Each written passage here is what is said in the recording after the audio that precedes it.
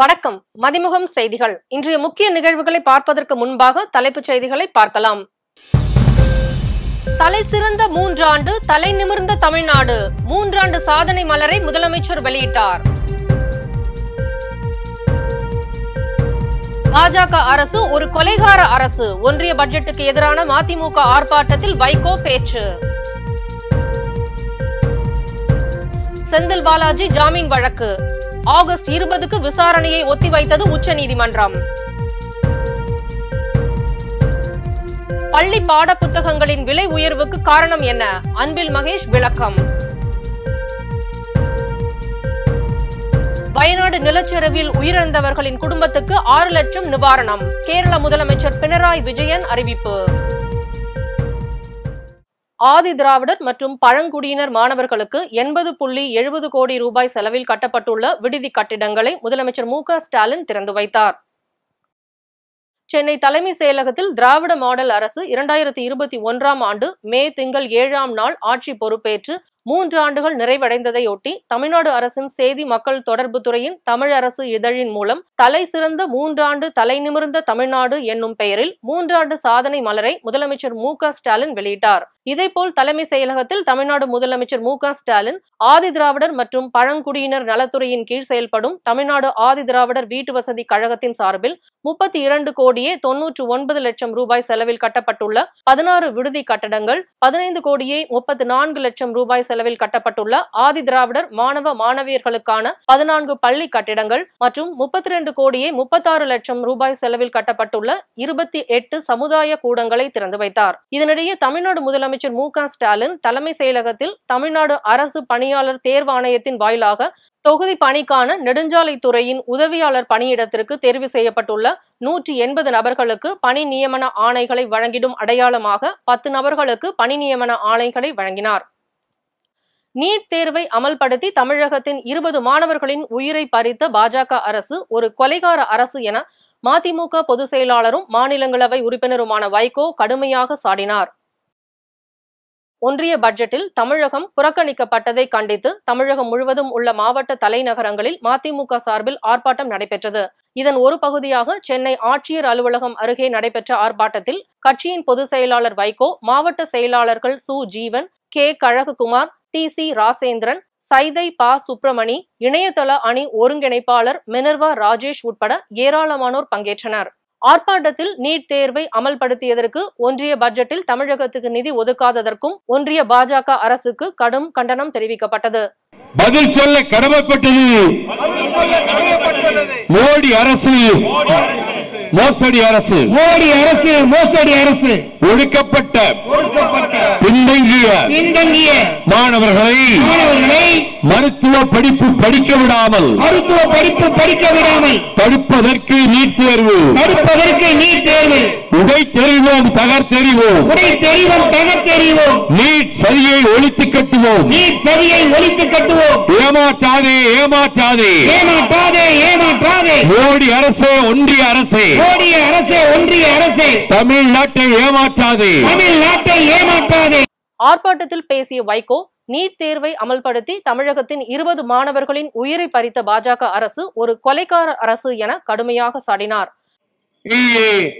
NEET ஒன்றிய நுழைவுத் தேர்வை ரத்து செய்ய வேண்டும் என்று இங்கே திரண்டிருக்கிறோம். மருத்துவ படிப்புகளுக்கு நீட் முறையிலேதான் நுழைவுத் தேர்வு வரும் என்று சொல்லுகிற அகந்தை கொண்ட நரேந்திர மோடி அரசை இந்த போராட்ட குழு வருகை தந்திருக்கின்ற சகோதரிகள், தோழர்கள் அனைவரும் நரேந்திர மோடியினுடைய முயற்சி ஒழுக என்று குரல் எழுப்ப வேண்டும். சொல்லுங்க.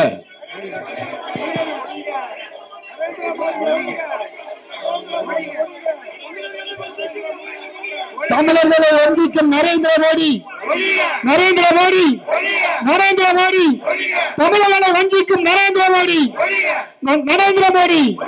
கண்டிக்கின்றோம், கண்டிக்கின்றோம், மோடி அரசை கண்டிக்கின்றோம். அவர்கள் அது மட்டுமல்ல, அனிதா உட்பட 20 மாணவர்களினுடைய உயிரை பறித்தது மட்டுமல்ல, மருத்துவ துறையிலே எந்த படிப்பானாலும் நீட் தேர்வு வேண்டும் என்று சொல்லக்கூடிய துணிச்சல் இங்கே சிலருக்கு இருக்கிறது. 20 உயிர்களும் ஒரு கட்சியின் உயிர்களா? 20 பேர் ஒரு கட்சியை சேர்ந்தவர்களா? இல்லை, அவர்கள் நீதிக்காக தங்கள் உயிரை தந்தார்கள். தமிழகத்தினுடைய உரிமையை நிலைநாட்டுவதற்காக தங்கள் உயிரை தந்தார்கள். தமிழகத்தை வாழ வைப்பதற்கான திட்டங்களை மாநில அரசு செயல்படுத்துவதாகவும் அவர்களுக்கு பக்கபலமாக தோழமை கட்சிகள் ஒரு சேர நிற்கும் என்றும் வைகோ தெரிவித்தார். முன்னாள் அமைச்சர் செந்தில் பாலாஜியின் ஜாமீன் மனு மீதான விசாரணையை வரும் 20ஆம் தேதிக்கு உச்சநீதிமன்றத்தில் ஒத்திவைக்கப்பட்டுள்ளது. சட்டவிரோத பண பரிமாற்ற தடை சட்ட வழக்கில் அமலாக்கத்துறையால் கடந்த ஆண்டு ஜூன் மாதம் கைது செய்யப்பட்டார் முன்னாள் அமைச்சர் செந்தில் பாலாஜி. இந்த வகையில் அமலாக்கத்துறை வழக்கிலிருந்து தன்னை விடுவிக்க கோரி சென்னை முதன்மை அமர்வு நீதிமன்றத்தில் மனு தாக்கல் செய்திருந்தார். இந்த மனுவை தள்ளுபடி செய்த நீதிமன்றம் செந்தில் பாலாஜிக்கு எதிராக குற்றச்சாட்டும் பதிவு செய்தது. இதனை அடுத்து தன்னை விடுவிக்க கோரி மனுவை தள்ளுபடி செய்த முதன்மை அமர்வு நீதிமன்ற உத்தரவுக்கு எதிராக செந்தில் பாலாஜி தரப்பில் உயர்நீதிமன்றத்தில் மேல்முறையீடு தாக்கல் செய்யப்பட்டது. இந்த மனு நீதிபதிகள் SM சுப்பிரமணியம், V சிவஞானம் அமர்வில் விசாரணைக்கு வந்தது. அப்போது அமலாக்கத்துறை சிறப்பு வழக்கறிஞர் N ரமேஷ் ஆஜராகி பதில் மனு தாக்கல் செய்ய 1 வாரம் அவகாசம் வழங்க வேண்டும் என கோரிக்கை விடுத்தார். இதையடுத்து அவகாசம் வழங்கி விசாரணையை ஆகஸ்ட் 21ஆம் தேதிக்கு தள்ளி வைத்த நீதிபதிகள் அன்றைய தினம் பதில் மனு தாக்கல் செய்ய வேண்டும் எனவும் மீண்டும் அவகாசம் கேட்கக்கூடாது எனவும் அமலாக்கத்துறைக்கு அறிவுறுத்தியுள்ளனர். முன்னதாக செந்தில் பாலாஜியின் வழக்கானது இறுதி வழக்காக விசாரணைக்கு எடுத்துக் கொள்ளப்படும் என தெரிவித்திருந்த நிலையில் மீண்டும் கால அவகாசம் கேட்கப்பட்டுள்ளது குறிப்பிடத்தக்கது. அரசு பாட புத்தகங்களின் விலை லாப நோக்கத்திற்காக உயர்த்தப்படவில்லை என பள்ளி கல்வித்துறை அமைச்சர் அன்பில் மகேஷ் பொய்யாமொழி தெரிவித்துள்ளார். தமிழ்நாடு மாநில பாட புத்தகங்களின் விலை உயர்த்தப்பட்டுள்ளது. 5 ஆண்டுகளுக்கு பின்னர் 40 முதல் 90 வரை விலை உயர்த்தப்பட்டுள்ளது. இது தொடர்பாக அன்பில் மகேஷ் பொய்யாமொழி வெளியிட்டுள்ள அறிக்கையில் பாட புத்தகத்தின் மேல் அட்டை, காகிதம் மற்றும் அச்சுக்கூலி உள்ளிட்டவைகளின் விலை உயர்வின் காரணமாக பாட புத்தகம் தயாரிப்பிற்கு ஆகும் செலவினை ஈடுகட்டுவதற்காக மட்டுமே பாடநூல்கள் விலை உயர்த்தப்பட்டதாக தெரிவித்துள்ளார். மேலும் இந்த விலை உயர்வு லாப நோக்கத்திற்காக உயர்த்தப்படவில்லை எனவும் பள்ளி கல்வித்துறை அமைச்சர் அன்பில் மகேஷ் பொய்யாமொழி தெரிவித்துள்ளார். வயநாடு நிலச்சரிவில் உயிரிழந்தவர்களின் குடும்பத்துக்கு 6 லட்சம் ரூபாய் நிவாரணம் வழங்கப்படும் என்று கேரள முதலமைச்சர் பினராயி விஜயன் அறிவித்துள்ளார். கேரள மாநிலம் வயநாட்டில் ஏற்பட்ட நிலச்சரிவு, காட்டாற்று வெள்ளத்தால் முண்டக்கை, சூரல்மலை, மேப்பாடி ஆகிய பகுதிகள் முற்றிலுமாக மண்ணுக்குள் மூழ்கின. இந்த பேரிடரில் 400க்கும் மேற்பட்டோர் உயிரிழந்தனர். இதுவரை 231 உடல்களும் 206 உடல் பாகங்களும் நிலச்சரிவு ஏற்பட்ட பகுதிகளிலிருந்து மீட்கப்பட்டுள்ளன. மேலும் 300க்கும் மேற்பட்டோர் மாயமாகினர். நிலச்சரிவில் ஆயிரக்கணக்கானோர் வீடுகளை இழந்து நிவாரண முகாம்களில் தங்க வைக்கப்பட்டுள்ள நிலையில் பிரதமர் நரேந்திர மோடி, முதலமைச்சர் பினராயி விஜயன் உள்ளிட்டோர் சம்பவ இடத்தை ஆய்வு செய்தனர். இந்நிலையில் கேரள அமைச்சரவை கூட்டத்துக்கு பிறகு செய்தியாளர்களை சந்தித்த பினராயி விஜயன், வயநாடு நிலச்சரிவில் உயிரிழந்தவர்களின் குடும்பத்துக்கு 6 லட்சம் ரூபாய் நிவாரணம் வழங்கப்படும் எனவும் 60% மேல் உடலில் குறைபாடு ஏற்பட்டவர்களுக்கு 75,000 ரூபாயும், 40 முதல் 50% உடலில் குறைபாடு ஏற்பட்டவர்களுக்கு 50,000 வழங்கப்படும் என்றும், படுகாயம் அடைந்தவர்களுக்கு கூடுதலாக 50,000 ரூபாய் வழங்கப்படும் எனவும் தெரிவித்தார். சுதந்திர தினத்தை ஒட்டி ஆளுநர் வழங்கும் தேநீர் விருந்தை புறக்கணிப்பதாக திமுக, அதன் கூட்டணி கட்சிகள் தெரிவித்துள்ளன. ஆண்டுதோறும் கொண்டாடப்படும் சுதந்திர தின விழா, குடியரசு தின விழாவின் போது அரசியல் கட்சிகளுக்கு தேநீர் விருந்து வைப்பது வழக்கம். அந்த வகையில் இந்த ஆண்டு ஆளுநர் மாளிகையில் நடைபெறும் தேநீர் விருந்தை திமுக புறக்கணிப்பதாக அறிவித்துள்ளது. ஏற்கனவே மதிமுக, VCK, CPI, CPIM, காங்கிரஸ், மனிதநேய மக்கள் கட்சி உள்ளிட்ட கட்சிகள் அறிவித்த நிலையில் தற்போது திமுகவும் அறிவித்துள்ளது. முன்னதாக இந்த ஆண்டு கடந்த ஜனவரி மாதம் நடைபெற்ற குடியரசு தின விழாவின் தேநீர் விருந்தையும் திமுக மற்றும் அதன் கூட்டணி கட்சிகள் புறக்கணித்தனர். தமிழ்நாடு மற்றும் திராவிட கொள்கைக்கு எதிராக செயல்படும் ஆளுநரை கண்டித்து தேநீர் விருந்தை திமுக உள்ளிட்ட கட்சிகள் புறக்கணித்துள்ள நிலையில் அதிமுக தேநீர் விருந்துக்கு செல்வதாக அறிவித்துள்ளது என்பது குறிப்பிடத்தக்கது. ஒன்றிய பட்ஜெட்டில் தமிழகம் புறக்கணிக்கப்பட்டதை கண்டித்து தமிழகம் முழுவதும் உள்ள மாவட்ட தலைநகரங்களில் மதிமுக சார்பில் ஆர்ப்பாட்டம் நடைபெற்றது. கோவை பந்தய சாலையில் உள்ள தெற்கு வட்டாட்சியர் அலுவலகம் முன்பாக ஒன்றிய அரசை கண்டித்து மதிமுக சார்பாக மாபெரும் கண்டன ஆர்ப்பாட்டம் அவைத்தலைவர் ஆடிட்டர் அர்ஜுன்ராஜ் தலைமையில் நடைபெற்றது. திருச்சியில் மாவட்ட மதிமுக சார்பில் ஜங்ஷன் ரயில் நிலையம் முன்பு மதிமுக முதன்மை செயலாளரும் திருச்சி மக்களவை தொகுதி உறுப்பினருமான துரை வைகோ தலைமையில் மாபெரும் கண்டன ஆர்ப்பாட்டம் நடைபெற்றது.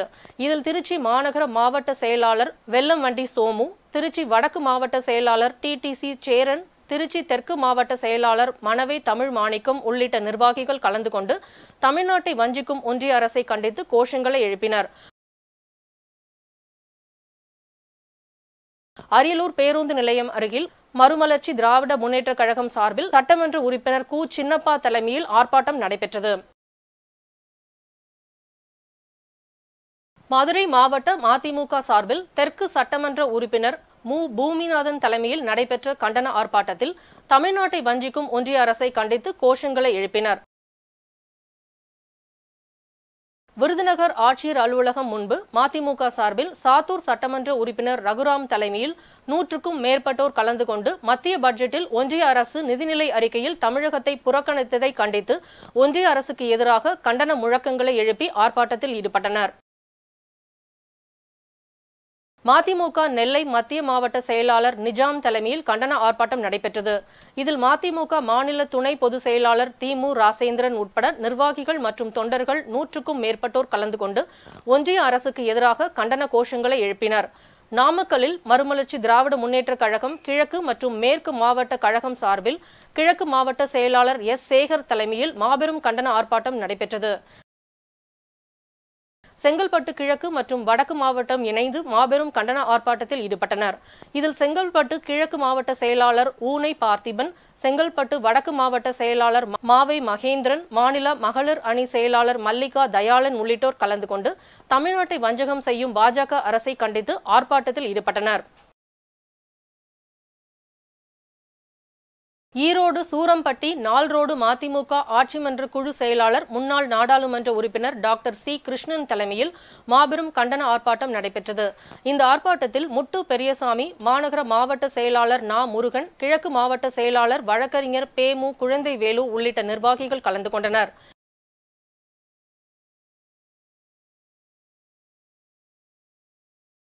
திண்டுக்கல் மாவட்ட செயலாளர் செல்வராகவன் தலைமையில் ஆர்ப்பாட்டம் நடைபெற்றது. மாவட்ட பொருளாளர் சத்திரப்பட்டி பழனிசாமி, நகர செயலாளர் செல்வேந்திரன், ஒன்றிய கவுன்சிலர் மோகன், மாநில நிர்வாகி தியாகு, ஸ்ரீதர் மற்றும் கட்சி நிர்வாகிகள் கலந்து கொண்டனர்.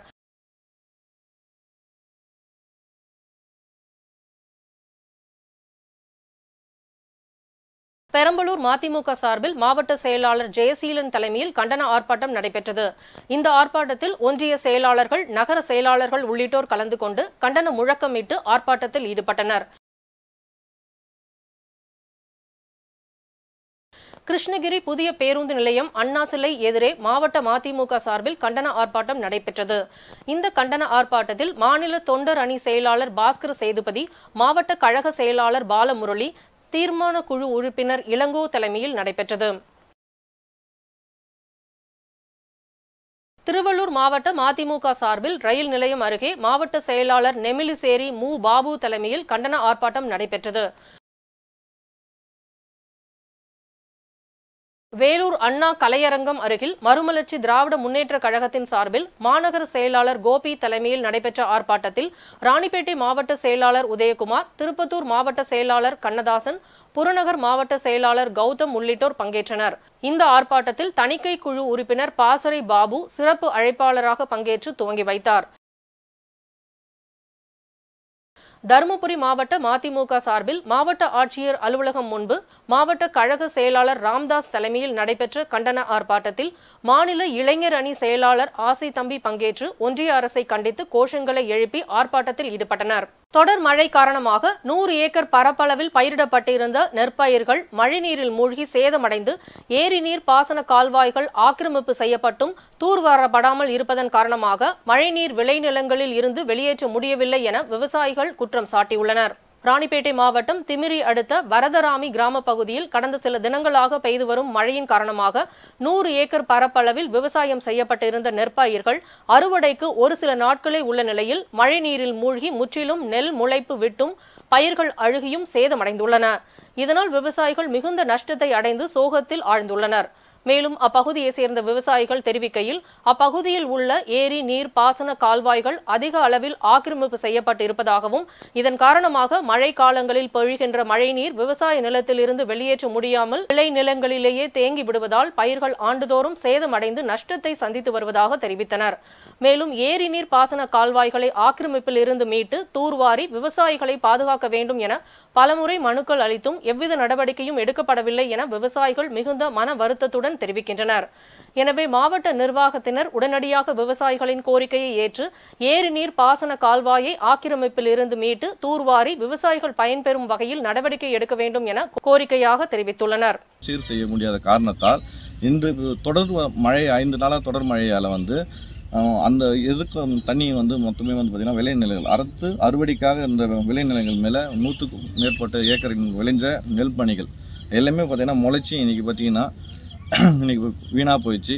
6 மாதம் கஷ்டப்பட்டு விவசாயம் நிலைமை இது நான் பொதுமக்கள் சார்பில் தான் நான் என்னுடைய கைனியும் இருக்குது. ஆனால் பொதுமக்கள் சார்பில் எல்லாமே விவசாயிகள் சார்பில் நான் 10 ஆண்டாக போராடிட்டு கொண்டு இருக்கிறோம். எங்கள் பெரியப்பா நாங்கள் எல்லாமே இதை நாங்கள் 10 மனுக்கள் மாரி இது வரைக்கும் நான் ஆட்சியர்கிட்ட கொடுத்துருக்கோம். எந்த மனுக்களும் மேலேயும் எந்த ஒரு ஆக்ஷன் எடுக்க முடியாத சூழ்நிலை தான் இங்கே இருக்குது. இதால் பார்த்தீங்கன்னா எல்லா ஆக்கிரமிப்புனால எல்லா விவசாயிகளும் பாதிக்கப்பட்டு கொண்டு இருக்காங்க. இதுக்கு உரிய முதலமைச்சர் கவனத்துக்கு கொண்டு போய் மாவட்ட நிர்வாகம் இது தலையிட்டு உடனடியாக இது ஆய்வுக்காக செய்து உரிய நிவாரணம் வழங்குமாறு தாய்மையுடன் கேட்டுக்கொள்கிறேன். கோவை பீளமேடு பகுதியில் வருகின்ற 17ஆம் தேதி வரை மாநில அளவிலான 19 வயதுக்குட்பட்டவர்களுக்கான இறகு பந்து சாம்பியன்ஷிப் போட்டியின் 2வது நாள் விழாவில் கலந்து கொண்டு சாதனைகள் படைத்துள்ளனர். கோவை மாவட்ட இறகு பந்து சங்கம் நடத்தும் தமிழ்நாடு மாநில 19 வயதுக்கு உட்பட்டவர்களுக்கான இறகு பந்து சாம்பியன்ஷிப் போட்டி பீளமேடு பகுதியில் உள்ள ராக்ஸ் அகாடமியில் நேற்று 13ஆம் தேதி முதல் தொடங்கி நடைபெற்று வருகிறது. தமிழ்நாடு இறகு பந்து கழகத்தின் கீழ் நடத்தப்படும் சாம்பியன்ஷிப் போட்டி குறித்த செய்தியாளர் சந்திப்பு இன்று நடைபெற்றது. அப்பொழுது செய்தியாளர்களிடம் பேசிய இந்திய பேட்மிண்டன் சங்கத்தின் செயற்குழு உறுப்பினரும் தமிழ்நாடு இறகு பந்து சங்கத்தின் பொதுச் செயலாளருமான வே அருணாச்சலம் மற்றும் ராக்ஸ் பள்ளிக்கூடத்தின் நிறுவனர் ஸ்வேதா கிருஷ்ணனும் கூறியதாவது, இந்த சாம்பியன்ஷிப் போட்டிகள் மொத்தம் 5 நாட்கள் நடைபெறுகிறது எனவும் இதில் தமிழகத்தில் 30க்கும் மேற்பட்ட மாவட்டங்களில் இருந்து 400க்கும் மேற்பட்ட விளையாட்டு வீரர் வீராங்கனைகள் கலந்து கொள்கின்றனர். பல்வேறு மாவட்டங்களில் நடைபெற்ற நிகழ்வுகளை களத்தில் மதிமுகம் பகுதியில் பார்க்கலாம்.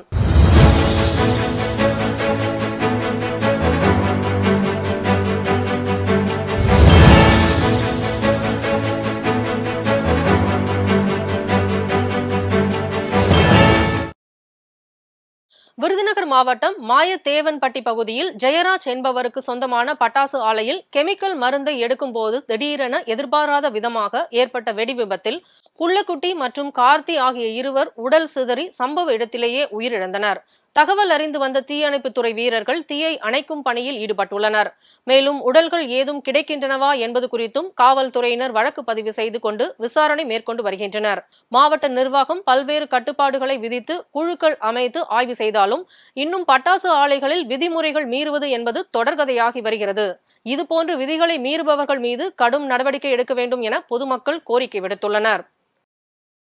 தமிழகத்தில் பல்வேறு மாவட்டங்களில் காவல் கண்காணிப்பாளர்கள் இடமாற்றம் செய்து தமிழக அரசு அண்மையில் உத்தரவிட்டது. அதன்படி விருதுநகர் மாவட்டத்தில் பணியாற்றி வந்த ஃபெரோஸ்கான் அப்துல்லா கரூர் மாவட்ட காவல் கண்காணிப்பாளராக பதவியேற்றார். முன்னதாக அலுவலகத்திற்கு வந்த SP ஃபெரோஸ்கான் அப்துல்லா ஆயுதப்படை காவலரின் அணிவகுப்பு மரியாதையை ஏற்றுக்கொண்டார். அப்போது காவல்துறை அதிகாரிகள் எலுமிச்சை கனி மற்றும் பூங்கொத்து கொடுத்து அவரை இன்முகத்துடன் வரவேற்றனர். அவிநாசி கோட்டத்தில் உள்ள கருவலூர் மின்சார வாரிய பிரிவு அலுவலகத்தில் மேட்டூர் தாலுகா விருத்தாசம்பட்டி கிராமம் கூத்தனூர் தினேஷ்குமார் கடைநிலை ஊழியராக கருவலூர் பகுதியில் பணியாற்ற பணி நியமனம் செய்யப்பட்டு 3 ஆண்டுகளுக்கு மேலாக பணி செய்து வந்துள்ளார். இந்நிலையில் கடைநிலை ஊழியர் அருகில் உள்ள மின் கம்பத்தில் மின் பழுது பார்க்கும் பணியில் ஈடுபட்ட போது மின்சாரம் தாக்கி தூக்கி வீசப்பட்டார். உடனடியாக உடனிருந்த சக ஊழியர்கள் மற்றும் பொதுமக்கள் அவரை மீட்டு அரசு மருத்துவமனைக்கு சிகிச்சைக்காக கொண்டு சென்றனர். இந்நிலையில் அவர் சிகிச்சை பலனின்றி உயிரிழந்தார். மேலும் மின்துறை அதிகாரிகள் தங்கள் சுய லாபத்திற்காக இதுபோன்று ஊழியர்கள் செய்யும் பணிகளை தவிர்த்து ஆபத்தான பணி செய்ய நிர்பந்தித்து வருவதால் இதுபோன்ற உயிரிழப்புகள் பல்வேறு பகுதிகளிலும் நடந்து கொண்டேதான் இருக்கிறது என்று வேதனை தெரிவிக்கின்றனர்.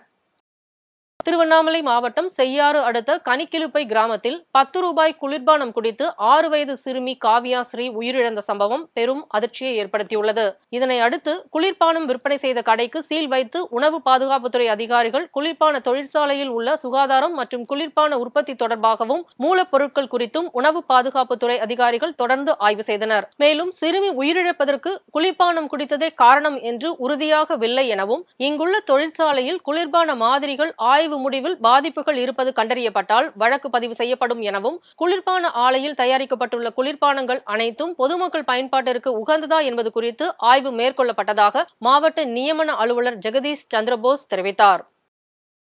திருப்பத்தூரில் 5வது பெண் மாவட்ட காவல் கண்காணிப்பாளராக ஸ்ரேயா குப்தா கடந்த திங்கட்கிழமை பொறுப்பேற்றுக் கொண்டார். மேலும் அவர் கூறியதாவது, சட்டவிரோதமாக குற்ற சம்பவங்களில் ஈடுபடுபவர்கள் மீது கடுமையாக சட்டம் பாயும் என்றும் குற்ற சம்பவங்களை படிப்படியாக குறைப்பேன் என்றும் கூறினார். இந்த மாவட்டம்ல எந்த குற்றம் நடக்கக்கூடாது, அதுதான் என்னோட பொறுப்பு இருக்கு. மெயின் பொறுப்பு அதுதான் இருக்கு. எந்த கிரைம் ஆக்டிவிட்டி, எந்த இல்லீகல் ஆக்டிவிட்டி, எந்த காஞ்சா குட்கா இது எல்லாம் ஓடக்கூடாது. அதே மாதிரி இந்த மாதிரி ஏதாவது ஆள் இந்த ஆக்டிவிட்டீஸில் எங்கேஜ் ஆகிக்கிறாங்கன்னா அவங்க மேலே கடுமையான ஆக்ஷன் எடுப்பேன். கடுமையான சிவியரான ஆக்ஷன் எடுத்து குண்டாஸ் வழியாக போவேன். ஸோ இதோட அட்வைஸ் இருக்குது எல்லாருக்கே, எந்த இல்லீகல் ஆக்டிவிட்டி இந்த மாவட்டம்ல பண்ணவே கூடாது. அந்த மாதிரி பண்ணால் கட்டாயமாக போலீஸ் கண்டிப்பாக ஸ்ட்ரிக்ட் ஆக்ஷன் எடுப்பாங்க. ராணிப்பேட்டை பானாவரம் ஊராட்சிக்கு உட்பட்ட இலங்கை தமிழர் மறுவாழ்வு முகாமில் 102 குடும்பங்களுக்கு தமிழக அரசு சார்பில் புதிய நிரந்தர வீடு கட்டித்தர வேண்டும் என கூறி 300க்கும் மேற்பட்ட பொதுமக்கள் உண்ணாவிரத போராட்டத்தில் ஈடுபட்டனர். தகவல் அறிந்து வட்டாட்சியர் போராட்டத்தில் ஈடுபட்டவர்களிடம் பேச்சுவார்த்தையில் ஈடுபட்டார். திருவண்ணாமலை மாவட்ட ஆட்சியர் அலுவலக வளாகத்தில் இருந்து தமிழ்நாடு குடிநீர் வடிகால் வாரியம் சார்பில் மழைநீர் சேகரிப்பின் அவசியம் குறித்து பொதுமக்களுக்கு விழிப்புணர்வு ஏற்படுத்தும் பொருட்டு விழிப்புணர்வு பேரணியை மாவட்ட ஆட்சியர் பாஸ்கர பாண்டியன் துவக்கி வைத்தார். இந்த விழிப்புணர்வு பேரணியில் மழைநீர் சேகரிப்பின் அவசியம் குறித்த விழிப்புணர்வு வாசகங்கள் அடங்கிய பதாகைகளை ஏந்தியவாறு மாணவ மாணவிகள் மாவட்ட ஆட்சியர் அலுவலக வளாகத்தில் இருந்து வேங்கிக்கால் அருங்காட்சியகம் வரை பேரணியாக சென்று பொதுமக்களிடையே விழிப்புணர்வை ஏற்படுத்தினர். திருப்பத்தூர் அடுத்த பெருமாப்பட்டு ஊராட்சிக்கு உட்பட்ட ஜலகாம்பாறை மற்றும் ஏலகிரி மலைப்பகுதியில் தமிழ்நாடு உயிர் பன்மை பாதுகாப்பு மற்றும் பசுமையாக்குதல் திட்டத்தின் மூலம் செயல்படுத்தப்பட்ட ஜலகாம்பாறை சூழல் சுற்றுலா தடத்தை மக்கள் பயன்பாட்டிற்காகவும் மற்றும் ஏலகிரி மலை சிறுவர் பூங்கா ஆகியவைகளை தமிழக முதலமைச்சர் காணொலி காட்சி மூலம் திறந்து வைத்தார். அதன் தொடர்ச்சியாக மாவட்ட ஆட்சியர் தர்பகராஜ், சட்டமன்ற உறுப்பினர் நல்லதம்பி, ஜோலார்பேட்டை சட்டமன்ற உறுப்பினர் தேவராஜ் மற்றும் வனத்துறை அதிகாரிகள் ஜலகாம்பாறை அருவி மற்றும் சிறுவர் பூங்கா உள்ளிட்டவைகளை பார்வையிட்டனர். இந்த நிகழ்ச்சியில் மாவட்ட வனத்துறை அதிகாரிகள் மற்றும் பொதுமக்கள் பங்கேற்றனர். தருமபுரி மாவட்டம் பாப்பாரப்பட்டி அருகே உள்ள எண்டப்பட்டி கிராமத்தை சேர்ந்த விவசாயி வடிவேல் மலர் சாகுபடி செய்து அதனை தருமபுரி பூ மார்க்கெட்டிற்கு சென்று விற்றுவிட்டு தனது வீட்டுக்கு திரும்பும் பொழுது திடீரென அவரது எலக்ட்ரிக் ஸ்கூட்டரில் மின்கசிவு காரணமாக கரும்புகை கிளம்பியதால் உடனடியாக வாகனத்தை சாலையோரம் நிறுத்திவிட்டு விலகினார். பின்னர் அந்த வாகனம் மளமளவென பைக் தீப்பற்றி எரிய தொடங்கியது. இதனால் அப்பகுதியில் பரபரப்பு ஏற்பட்டது. மேலும் உடனடியாக தீயணைப்பு துறையினருக்கு தகவல் அளித்ததன் பேரில் சம்பவ இடத்திற்கு உடனடியாக வந்த தீயணைப்பு படையினர் தீயை அணைத்தனர். இந்த சம்பவத்தால் சிறிது நேரம் பரபரப்பு ஏற்பட்டது. அதிபர் ஜோ பைடனை காட்டிலும் கமலா ஹாரிஸ் மிகவும் செயல் திறமை அற்றவர் என்று முன்னாள் அதிபர் டொனால்டு டிரம்ப் விமர்சித்துள்ளார். அமெரிக்க அதிபர் தேர்தல் நவம்பர் 5ஆம் தேதி நடைபெறவுள்ளது. இந்த தேர்தலில் ஜனநாயக கட்சி சார்பில் அதிபர் பைடன் போட்டியிட்ட நிலையில் பின்னர் போட்டியில் இருந்து விலகினார். இதனைத் தொடர்ந்து கமலா ஹாரிஸ் அதிபர் வேட்பாளராக களம் இறங்கியுள்ளார். இதேபோல் குடியரசுக் கட்சியின் அதிபர் வேட்பாளராக முன்னாள் அதிபர் டொனால்டு டிரம்ப் போட்டியிடுகிறார். இந்நிலையில் எக்ஸ் தளத்தில் உரிமையாளரான எலான் மஸ்கிற்கு டொனால்டு டிரம்ப் நேற்று பேட்டியளித்தார். எக்ஸ் தளத்தில் ஆடியோ வடிவில் நேரலையாக இந்த பேட்டி ஒளிபரப்பானது. இதை பல லட்சம் பேர் பார்வையிட்டனர். இந்த பேட்டியில் பைடன் மற்றும் கமலா ஹாரிஸை டிரம்ப் கடுமையாக விமர்சித்து பேசினார். டிரம்ப் கூறுகையில், ஜனநாயக கட்சியின் அதிபர் வேட்பாளரான பைடனுக்கு பதிலாக கமலா ஹாரிஸ் நிறுத்தப்பட்டது ஒரு சதியாகும். துணை அதிபராக கமலா ஹாரிஸ் 3.5 ஆண்டுகள் இருந்தார். மேலும் அவர்கள் ஏதாவது செய்ய விரும்பினால் இன்னும் 5 மாதங்கள் உள்ளது. ஆனால் அவர்கள் எதுவும் செய்ய மாட்டார்கள். எல்லாம் பேச்சு மட்டும்தான். கமலா ஹாரிஸ் திறமையற்றவர், பைடனும் திறமையற்றவர். பைடனை காட்டிலும் கமலா ஹாரிஸ் மிகவும் திறமையற்றவர் என்றார். மீண்டும் தலைப்புச் செய்திகள். தலை சிறந்த 3 ஆண்டு, தலை நிமிர்ந்த தமிழ்நாடு. 3 ஆண்டு சாதனை மலரை முதலமைச்சர் வெளியிட்டார். பாஜக அரசு ஒரு கொலைகார அரசு. ஒன்றிய பட்ஜெட்டுக்கு எதிரான மதிமுக ஆர்ப்பாட்டத்தில் வைகோ பேச்சு. செந்தில் பாலாஜி ஜாமீன் வழக்கு ஆகஸ்ட் 20க்கு விசாரணையை ஒத்திவைத்தது உச்சநீதிமன்றம். பள்ளி பாட புத்தகங்களின் விலை உயர்வுக்கு காரணம் என்ன? அன்பில் மகேஷ் விளக்கம். வயநாடு நிலச்சரிவில் உயிரிழந்தவர்களின் குடும்பத்துக்கு 6 லட்சம் நிவாரணம். கேரள முதலமைச்சர் பினராயி விஜயன் அறிவிப்பு. இத்துடன் செய்திகள் நிறைவடைந்தன. மீண்டும் செய்திகள் காலை 8 மணிக்கு. மேலும் செய்திகளை தெரிந்து கொள்ள மதிமுகம் பிரைம் யூடியூப் தளத்தில் இணைந்திருங்கள்.